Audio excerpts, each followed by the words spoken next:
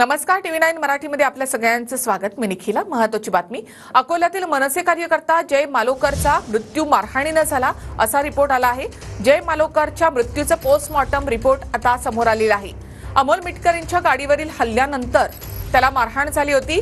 जय मालोकर या कार्यकर्त्यांनीच मिटकरींची गाडी फोडली होती. त्यानंतर जय मालोकर या कार्यकर्त्याचा मृत्यू झाला होता. अकोल्यातील मनसे कार्यकर्ता जय मालोकरचा मृत्यू मारहाणीने झाल्याचा रिपोर्ट आलाय. पोस्टमॉर्टम रिपोर्टमध्ये मारहाणीमुळे त्याचा मृत्यू झाल्याचं नमूद करण्यात आलंय. अधिक माहिती आपण घेऊयात आमचे प्रतिनिधी विवेक गावंडे यांच्याकडून. विवेक, या रिपोर्टमध्ये नेमकं काय आहे? मनसे कार्यकर्ता जय मालोकरच्या मृत्यू प्रकरणाला आता वेगळं वळण जे आहे ते लागलेलं आहे आणि जय मालोकरचा शवविच्छेदन अहवाल जो आहे तो पुढे आलेला आहे. या शवविच्छेदन अहवालामध्ये अनेक गोष्टी ज्या आहेत त्या पुढे आलेल्या आहे. यामध्ये त्याचा मृत्यू जो आहे तो जबर मारहाणीने झाल्याचं शवविच्छेदन अहवालात या ठिकाणी म्हटलेलं आहे. यामध्ये जयला जी जबर मारहाण झाली त्या पाठीवर, छातीवर, डोक्यावर आणि मानेवर ही जबर मारहाण झाल्याचं सांगितलं होतं. त्यासोबतच त्याच्या छातीच्या 4 ते 5 बरगड्या मागच्या बाजूने फ्रॅक्चर आहेत. या व्यतिरिक्त डोक्यालाही गंभीर मारहाण झाली आहे. पोस्टमॉर्टम वेळी त्याच्या मेंदूवर मोठ्या प्रमाणात सूज होती आणि त्यामुळे मेंदूचं वजन वाढलं.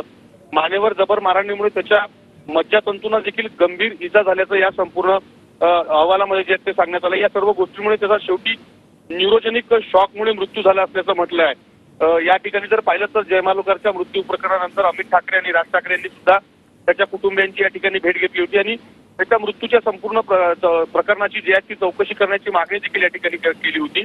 अमोल मिटकरींच्या सोबत झालेल्या राडातून त्या ताणातूनच जयचा मृत्यू झाल्याचा आरोप मनसेने गेला त्या ठिकाणी केला होता.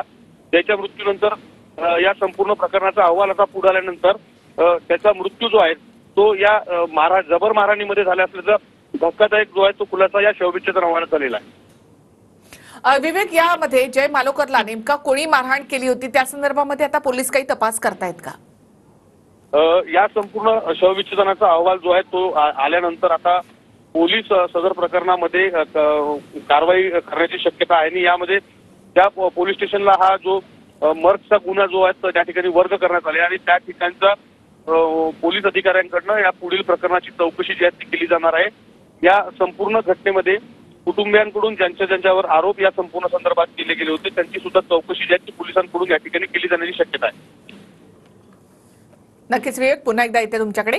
मिटकरींच्या गाडीवरील हल्ल्यानंतर जय मालोकर याचा मृत्यू झाला होता. मात्र शरीरातील आतील अवयवांना गंभीर इजा झाल्यामुळे त्याचा मृत्यू झाला असा पोस्टमॉर्टम अहवाल सांगतो. अकोल्यातील मनसे कार्यकर्ता जय मालोकरचा मृत्यू हा मारहाणीमुळे झाल्याचा रिपोर्ट आता समोर आलेला आहे. मिटकरी